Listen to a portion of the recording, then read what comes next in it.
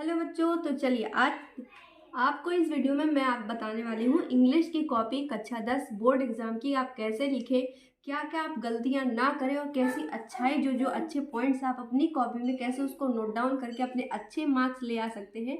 तो फिर चलिए वीडियो को स्टार्ट करते हो और एक बच्चे की कॉपी मैं आपके सामने दिखाने चलूँ, आपके सामने चेक करूँगी, आपको हर एक पॉइंट स्टेप बाय स्टेप समझाती चलूँगी। तो देखिए, थोड़ा सा कैमरा पास लेके ताकि हर एक चीज़ें बच्चों को आसानी से देख सके। ठीक है, तो सबसे पहले स्टार्ट करते हैं सेक्शन बी से। इन्होंने सेक्शन बी से स्टार्ट किया है। तो पहला आंसर इन्होंने लिखा है द ड्यूटी ऑफ गार्ड। यहाँ पे देखिए गार्ड गार्ड नहीं, यहाँ पे डॉग होना चाहिए था। ये क्वेश्चन दूसरा है, जैसे जो डॉग वाला है वो डॉग क्यों उन्होंने रखा था मालिक ने, है ना। तो duty of dog was to guard rich man's house at the night every day. A bird came and saw the dog and they two become friends. The bird would play with the dog and also him. ठीक है, answer correct है इनका। One day the bird fell into a tub full of feather, not every far away. The dog saw this and dragged the heavy stone near enough to grate, यहाँ पे bird होना चाहिए था, bread नहीं, out and put her down on the ground. यहाँ पे इसने दिखाया गया है इस आंसर में कि कुत्ते ने चिड़िया को कैसे बचाया था। तो बिल्कुल करेक्ट है इसका आंसर। तो 2 नंबर इसका यहाँ पे भी, 2 नंबर यहाँ पे भी। इस तरीके से आप भी अपनी कॉपी लिखिएगा। The rich man, third question है इनका, the rich man keep the dog for the guarding his house at night. 2 number इसका भी सही है। अपोजिट ऑफ नियर, नियर जो शब्द लिखा है इसका अपोजिट आपको लिखना था। तो नियर मतलब होता है बच्चों पास और फार का मतलब होता है दूर। तो यहाँ पे इनका सही है। चलिए क्वेश्चन नंबर अगला देखते हैं। इन्होंने क्या लिखा, लेटर लिखा है। अब देखिए सबसे बड़ी गलती बच्चों की यही होती है, लेटर तो यहाँ पे इन्होंने हेडिंग डाल दी कि ये लेटर लिखा हुआ है, लेकिन इन्होंने क्या सब्जेक्ट मेंशन किया है, तो सब्जेक्ट मेंशन नहीं किया है। तो आपको सब्जेक्ट मेंशन करना चाहिए ताकि एग्जामिनर को पता चले कि किस सब्जेक्ट के ऊपर लिखा गया है एप्लीकेशन लेटर। क्योंकि यहाँ पे देखिए जो लिखा गया है वो एग्जामिनर के पास इतना टाइम नहीं रहेगा कि आपका पूरा आंसर पढ़ेगा। वो अच्छा लगा देख के वो अपने हिसाब से नंबर, जिसकी किस्मत भी कभी कभी डिपेंड होती है, तो सब्जेक्ट जब आप मेंशन कर देंगे तो ज़्यादा अच्छे से हाईलाइट होता है ना बच्चों। तो इसलिए आपको सब्जेक्ट जरूर ही मेंशन करना चाहिए। ठीक, वैसे आंसर इनका बिल्कुल करेक्ट है लेटर का, तो 4 नंबर इनको मिल जाते हैं। और याद रखिएगा लेटर 4 नंबर का होता है। ठीक है, चलिए आगे बढ़ते हैं। Question number, short paragraph on word environment. देखिए यहाँ पे एक चित्र यहाँ पे आपको मिलेगा बोर्ड के अंदर, और आपको क्या करना पड़ेगा, उसके ऊपर कुछ आपको पैराग्राफ लिखने पड़ते हैं।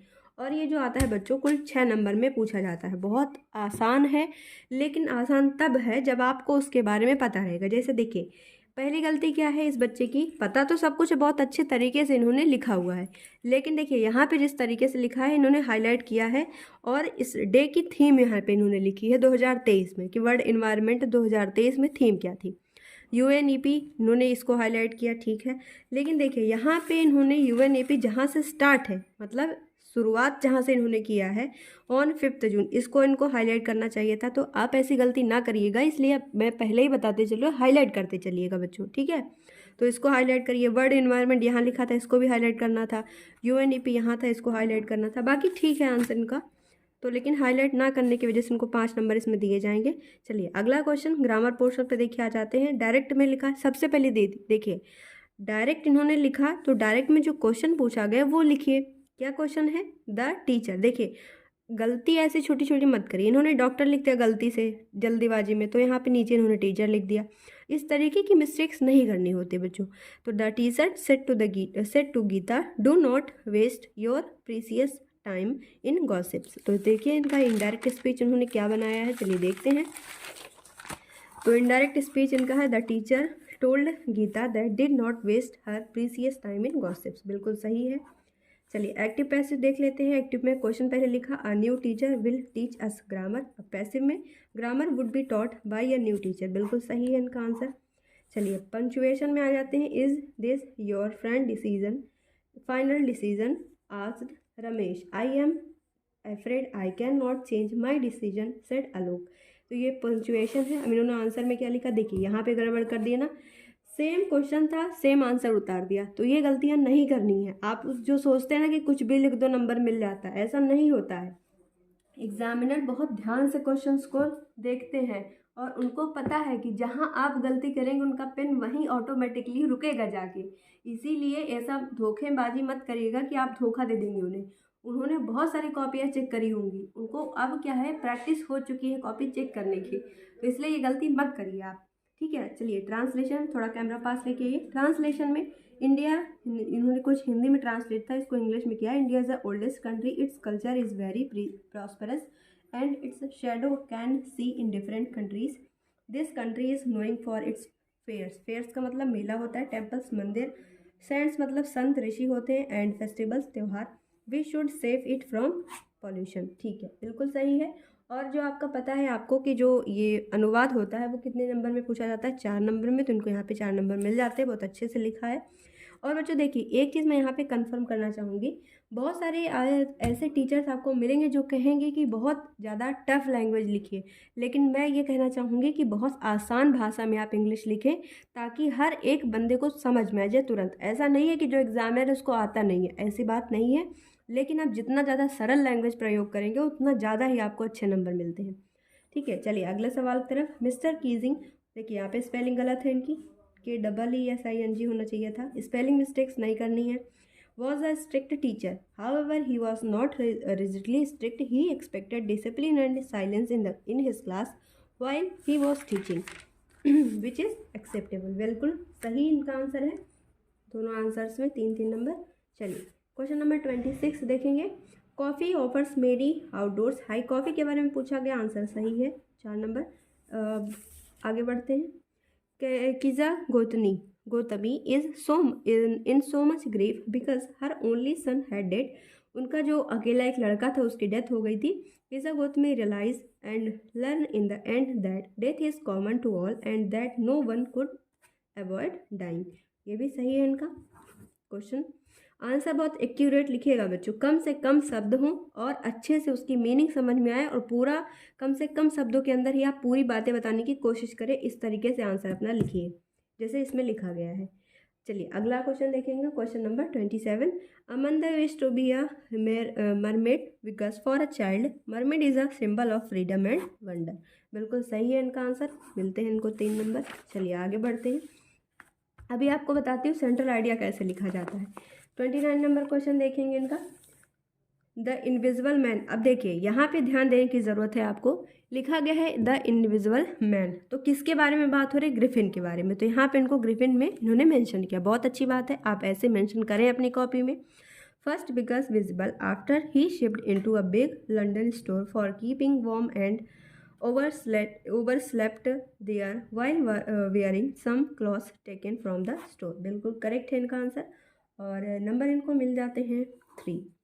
चलिए after reading the book the travels of monarch x, देखिए मोनार्क, अब ये जो लिखा है इन्होंने किताब का नाम, ये जो बुक है इनको इन्होंने हाईलाइट किया, तो आपको ऐसे हाईलाइट करना चाहिए ताकि आपको हर एक चीज़ें समझ में आए।